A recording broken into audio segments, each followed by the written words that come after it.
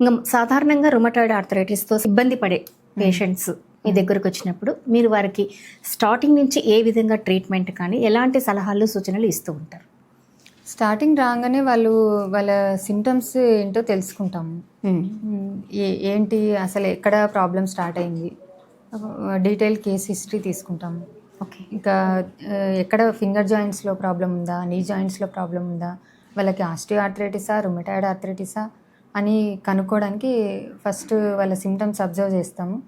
అది osteo arthritis లాగా ఉంటే మనము గుజ్జు పెరగడానికి, అంటే రెండిటికి జాయింట్ మధ్యలో గుజ్జు తగ్గిపోయినప్పుడు ఆస్టియో ఆర్థరైటిస్ అనేది వస్తుంది.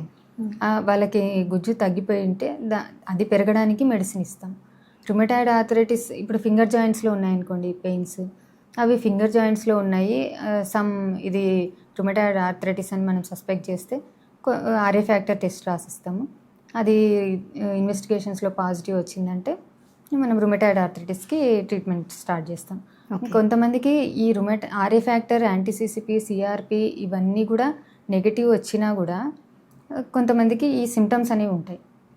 ఈ కీళ్ళవాతం, వేళ్ళల్లో స్టిఫ్గా ఉండడము, పెయిన్ ఉండడము, వాపులు ఉండడము, ఈ స్మాల్ జాయింట్స్లో అంతా వాపులు నొప్పులు ఉండడము, ఇలాంటివన్నీ ఉంటాయి. కానీ టెస్ట్లో రిపోర్ట్స్ మాత్రం అన్ని నెగిటివ్ వస్తాయి. దాన్ని సీరో నెగిటివ్ ఆర్థరైటిస్ అంటారు. అంటే సమస్య ఉన్నా కూడా ఇన్వెస్టిగేషన్ నెగిటివ్, దాన్ని సీరో నెగిటివ్ ఆర్థరైటిస్ అంటారు. అంటే అక్కడ రూట్ కాజ్ అనేది అక్కడ రక్షణ వ్యవస్థ బలహీన పడిపోయి వస్తుంది. మనం రక్షణ వ్యవస్థని ఇంప్రూవ్ చేయడానికి మెడిసిన్ ఇస్తాం హోమియోపతిలో. అలాంటప్పుడు సీరో నెగిటివ్ ఉన్నా తగ్గుతుంది, మామూలుగా రుమటాయిడ్ ఆర్థరైటిస్ ఉన్నా కూడా తగ్గుతుంది.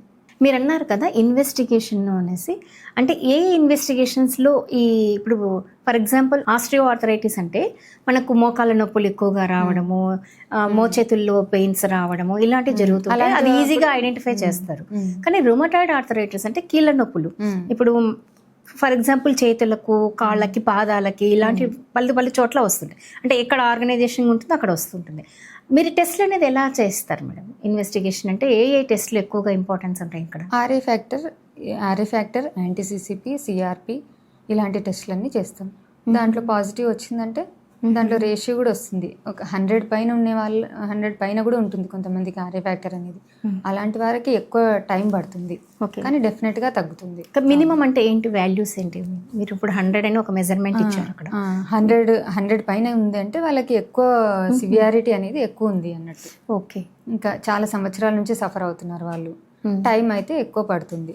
ఇప్పుడు స్టార్టింగ్ స్టేజ్లోనే వస్తే హోమియోపతితో స్లో అని ఏం లేదు. హోమియోపతి అనేది స్టార్టింగ్ స్టేజ్లో వచ్చినారంటే వితిన్ 3 monthsలోనే వాళ్ళకు నెగిటివ్ వచ్చే ఛాన్స్ ఉంటుంది.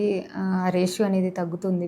సిమ్టమ్స్ కూడా చాలా వరకు వితిన్ 3 monthsలోనే మనకి చాలా వరకు క్లియర్ అవుతాయి. ఓకే.